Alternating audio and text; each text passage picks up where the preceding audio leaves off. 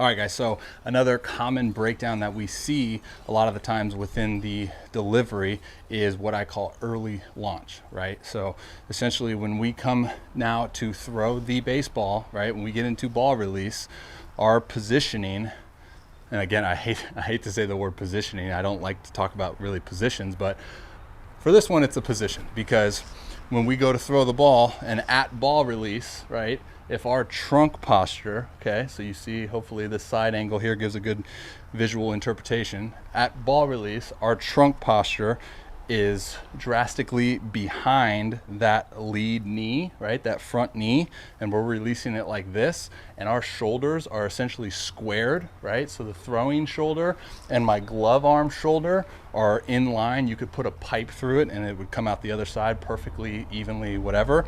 So this is early launch, right? So what we want to see, and what we see across the board with, highly efficient pitchers, is their ability to delay that launch and get late launch, right? So now we're maximizing our extension. Okay, so now what we see with guys, like I said, that are able to attribute high power output out through the ball hand, or we're seeing that the throwing shoulder is now drastically in front of the glove side shoulder. Okay, so again, throwing shoulder, glove side shoulder. I know you can't see it, so we'll go to this view. You're here, right?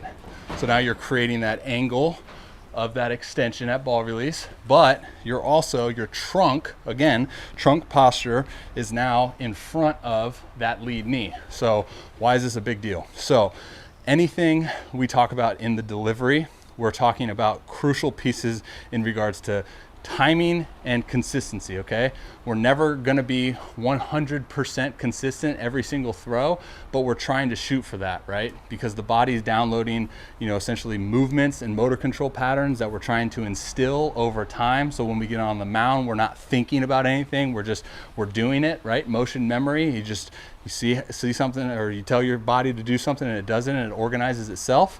So what we're trying to do is be super consistent with our release point, okay? And we're trying to maximize our ability to release in the same vicinity and on time with extension, due to when you extension, right? When you throw with extension, this is a common thing with guys when they throw pull downs compared to their mound. When you're doing pull downs, you're obviously running and really forcing, throwing the ball down. That's when we see essentially like efficient extension. So with extension, not only, right, is our fingers and our hands going to be more consistent in that release point that we want, but what's the common sense tell you, right? Like, we're closer to home plate, okay? We're going to be able to tunnel better.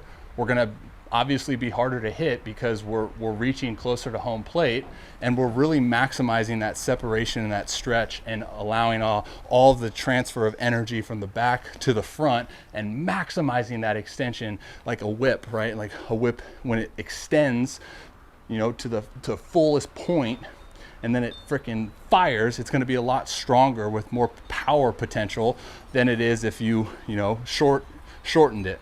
Okay, that was kind of an analogy on the fly. Let me know how it played out for you. But we see a lot of breakdowns due to timing, due to inefficient positions and instabilities and motor control patterns and all of the other things that I talk about a lot. But we see that ball release, and then we're seeing ball release right about here, and just not getting into full extension and maximizing extension. So we want to do that, okay? We want to maximize our extension. We want to get late launch when we throw a baseball. So that's the breakdown of early launch and why it's a deficiency that we got to hammer home and maximize our potential power output, right? You'll see here that you're just lacking extension. This is what I would call early launch, right? Chest behind the lead knee. We want extension, man. We want to get close to home plate as possible. Okay, we want to maximize our shoulder extension. So again, Quintana here, similar size, forward momentum before he reaches leg lift. Now he's driving down the mound, front foot contact, delayed. Now look at that extension, right? Trunk, chest over that lead knee, maximizing extension, trail leg stays long, efficient ball release, power output high. Same with, Paxton here. Momentum, boom, late launch, boom. But just notice how the segmentation occurs, boom, anchor down, separation. Now we release this rotational energy, we block with the lead leg, and now we pull our trunk through, which is going to increase our acceleration of our arm. And now we get into trunk flexion and shoulder extension and late launch, hand at ball release, straight line to the back foot, maximizes hip extension, right?